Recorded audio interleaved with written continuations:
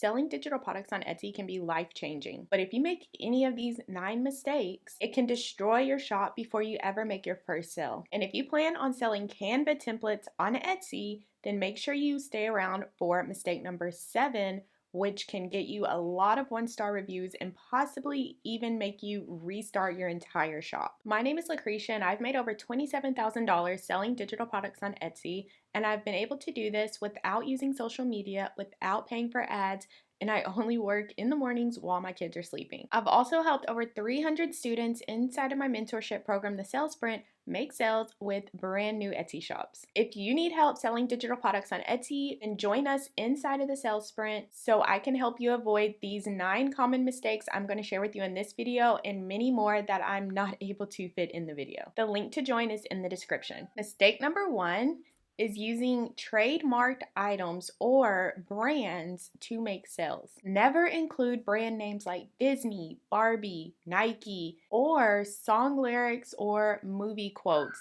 You never want to include anything like that in your digital product, the design, your title, your tags, anything, because that is someone else's property. I'm going to go over to Etsy and show you some of the digital products that are breaking this law. So you can see here, I've typed Disney into the search bar to see what results I'll get. And when I scroll through here, you can see right here, Disney World Planner. Disney World is someone else's property. So this shop could get shut down and they'll probably have no idea why Etsy closed their shop. This one over here says Disney World Trip Planner. You cannot use this. All of these are Disney related. And so you cannot use any of this in your design or you are breaking the law. So all of these shops are at risk of being sued. So not only getting their shop shut down, they can also be sued for trademark infringement because they do not have the rights. They have not spoken with the owners of Disney to get the right to use their trademark. And so all of these shops are not only at risk of getting completely shut down and taken off of Etsy, but they're also at risk of being sued. And so that's one huge mistake I see beginners making, is using trademarked or copyrighted items in their product title, their product tags, and even in their product design. So do not do that if you want to make sure your Etsy shop stays around and does not get banned. The second thing you do not want to do on Etsy, and this is another common beginner mistake I see, is you do not want to copy someone else's design. And I see beginners doing this. They will see a product that's a bestseller and they want that success, so they will completely copy that design. You do not want to exactly copy the design. You want to use it as inspiration and put your own twist on it. And there's a lesson in the Sales Sprint where I show you how to put your own twist on a best-selling design. It's called How to Stand Out on Etsy. So make sure you watch that lesson inside of the Sales Sprint so you can see how simple it can be to take a best-selling product and make it your own so yours looks different and has a different vibe than the best-selling product that you used as inspiration. And as an example of copying products or making yours look very, very similar, I have an example here. So this is one example. This product was listed 22 months ago, and you can see it's a weekly chore chart for kids. It has the child's name. They can check things off, and then weekly chores. And if we look over at this listing that was listed 20 months ago, we can see it's pretty much the exact same thing. So they have the name, weekly chore chart, the daily chores that they can check off, and the weekly chores. And so it's up to you, and we can see here they're both bestsellers. So this one is a bestseller, getting about 68 sales per month. And I'm using Everbee. If you want to try Everbee to get this data, I'll link it in the description for you. And so this one gets about 68 sales per month. This one over here gets about 153 sales per month. And so they are incredibly similar. So it's really up to you to decide how closely you are going to model someone else's product. But these are very, very similar. And you can see which one was listed first, 22 months versus 20 months. And so yes, this is common on Etsy for someone to find a best-selling product and then make their own version of it. And that's just something that you'll have to be aware of when you decide to sell digital products or to sell anything really. I mean, if you just look at the examples of, let's say, a cheeseburger. McDonald's has a cheeseburger, Burger King has a cheeseburger, Wendy's has a cheeseburger, Five Guys has a cheeseburger. Like, all of them are doing the same thing. And so that's just business. People are going to see what works and they are going to do it too. So just like we had TikTok with the short form video, then Instagram had Reels, then we have YouTube Shorts. And so that's just how it goes. And that is part of business. So you have to decide if you are okay with that, which a lot of people aren't. But to me, it's worth the risk. We can see this product is still making 68 sales per month. And so with a $3 product, and if we go to analyze listing, we can see that they are making about $200 a month with this one listing, which is great. That's more than a lot of Etsy sellers will make in an entire year because they get so distracted. And so what you want to do is make sure that if you are using someone's best-selling product as inspiration, you want to make sure that it looks different enough. So like I said here, like this one uses like pastel colors and this one is more bright. And so you have to decide if you how to make it different enough so that it doesn't exactly look like you are copying that product. But you do not want to just copy this product exactly how it is, word for word, and try to sell it too. So always be original. That's going to be the faster way to make sales, is making sure that your product looks different in some way than the best-selling product. Mistake number 3 that I see all the time, and it stops so many people from making sales, is that you have bad listing photos, and that is normal. You are new to Etsy, you're new to designing, so it makes sense that you have no idea how to make listing photos. And that is the main reason I see people not making sales. You never want to put bad listing photos on Etsy because you are not going to make any sales.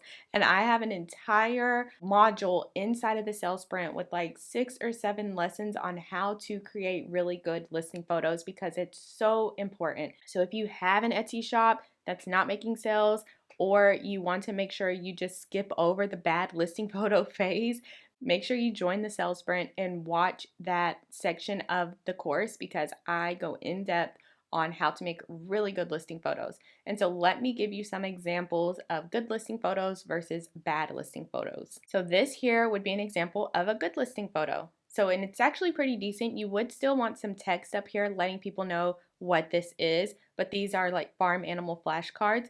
And so I want you to notice how the background is clear, the focus is on the product. There's a shadow behind it, and I show you how to do all of this in the sales sprint.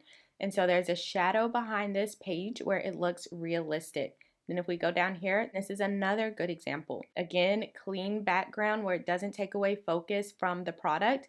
But if we go here, see how the background is just more busy and you kind of get your eye is first drawn to the background here instead of the picture. That's what we don't want. We want you to see the picture first. So like a clean background that's typically like a solid color or mostly solid. And then you can do things like this, where this is an example, the example I show you exactly how to do in the sales sprint just for reference. But you can do like this where you get a mock-up where it's on an iPad and it looks more realistic. And this I can show you really quick. So if you go in Elements and you go down, so we're in Canva, so go to Elements and go down to Mockups, you can click See All, and then you can have smartphone mockups and you have computer mockups. So let me just do a computer one, and I have a blank page here. And so let's say I wanted to do something like this where it just looked really realistic. So you would just drag it out to fill up your entire page because this would be a listing photo. And then I'm going to find a product. Okay, so let's say, so this is one of my 4th of July printables, and we want to put this onto the screen here. You're going to just drag and drop it, and then you can see a little spinny wheel, and now it just looks like this person is looking at it on their screen. And that's how you can make more realistic mock-ups for your digital products. So because these are digital, and so we want people to get a realistic feel of the product even though it will be delivered digitally. And this is how you make your digital products look more realistic so people can get a better feel of how they can incorporate this product into their life. The 4th thing that you never want to do on Etsy, which goes against their terms of service, is you do not want to keyword stuff. And what this means is you are just stuffing a bunch of keywords into your product title and tags, and they may not all be relevant. Now, if we use this product as an example, we can see here that all of these words, this is a product title, and all of these words, someone should be able to type into the Etsy search bar and find this product. So cleaning planner, cleaning checklist, ADHD cleaning planner, household chores chart. So these are all relevant to this product. But if they had things like spreadsheet, digital planner, birthday invitation, like random keywords, that would be against Etsy's terms of service because that is not what this product is. And people will do that to get more views to their product. They will just use a bunch of words that have a high search volume, but it has nothing to do with the product itself. And so you do not want to do that. And if anything, that will hurt your shop, not only get your shop shut down, but it can hurt your shop because you have someone typing in budget planner and then they land on your cleaning schedule, which is not what they want. So those views aren't going to turn into sales anyways because that's not what they were looking for. So make sure that you are using relevant keywords in your product title, tags, and description so that when someone does find your product, it's actually what they are looking for. The fifth mistake you want to avoid on Etsy is overpricing your products.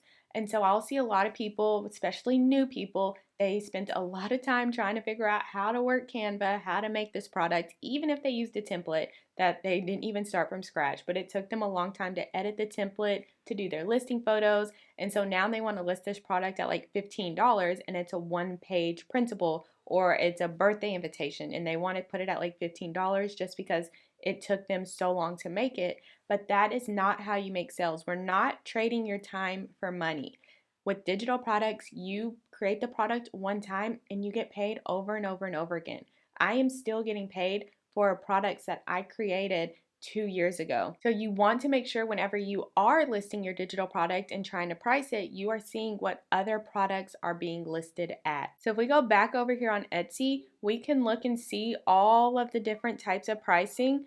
And what you will notice is the wide variety of pricing here. And so you have some that are $10. And what you have to keep in mind when you see a product that is really high is that they may be getting their traffic from somewhere like TikTok or Instagram where people are specifically coming to buy their product. So they don't even look at the other results. They just want to buy this person's product. And so you can price it higher because you're not depending on Etsy search. And so you have to keep that in mind too, that not everyone is here to just use Etsy and make sales on Etsy. A lot of people are using the Etsy audience since there's over 90 million active buyers on Etsy. They are tapping into the Etsy audience to grow their business that is off of Etsy.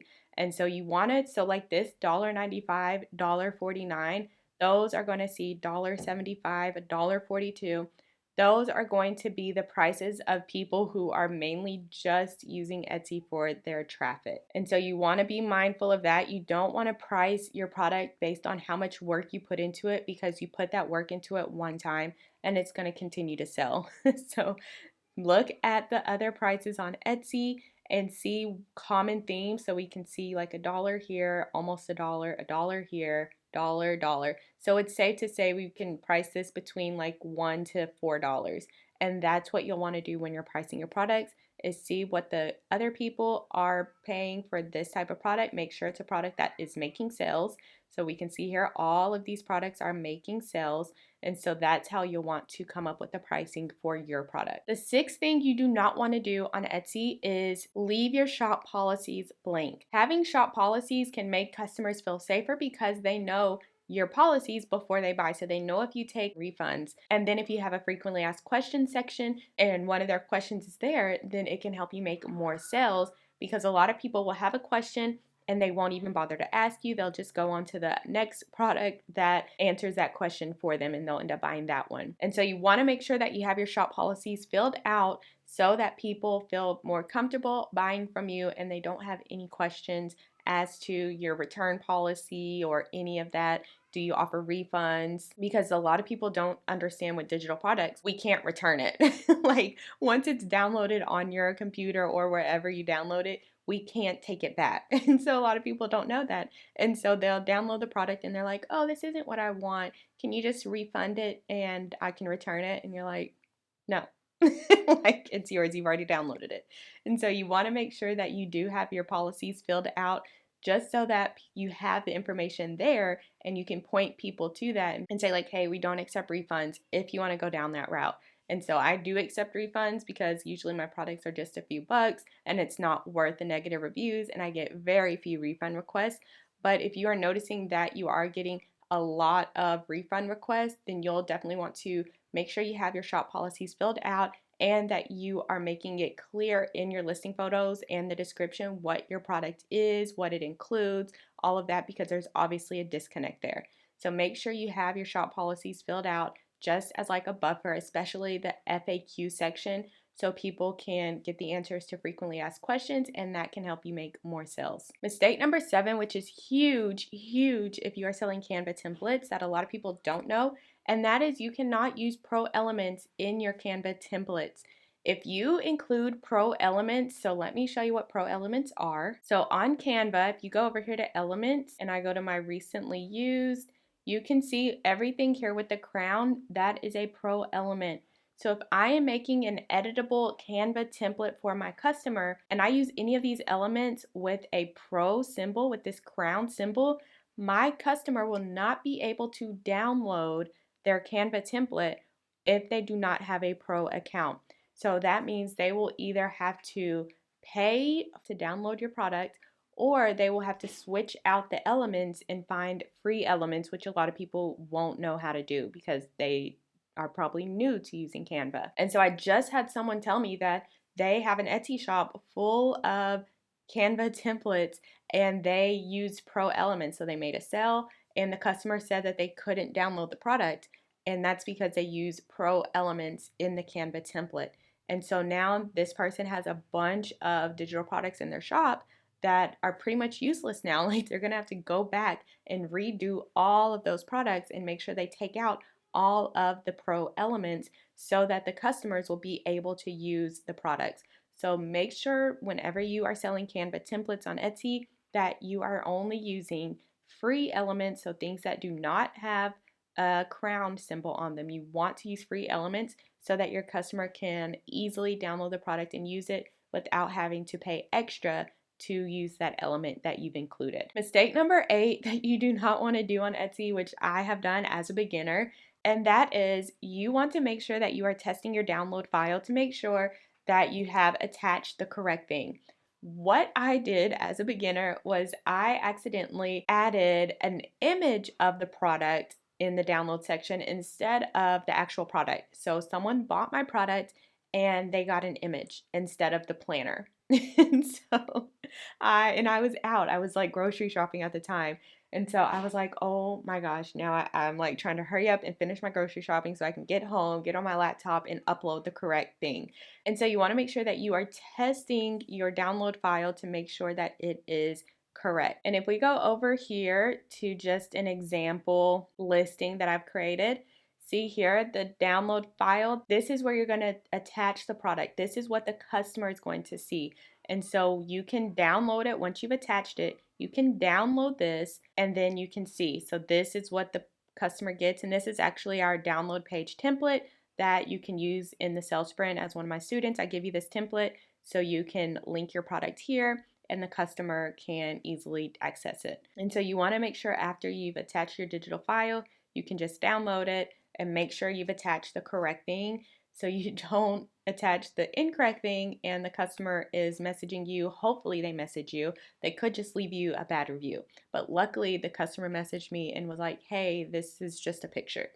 And so make sure you are attaching the correct thing in this digital file section because this is what the buyer is going to download. This is what they're going to receive upon purchase. So make sure it is the actual product. And then mistake number 9 that you never want to do on Etsy, and that is avoiding shop sections.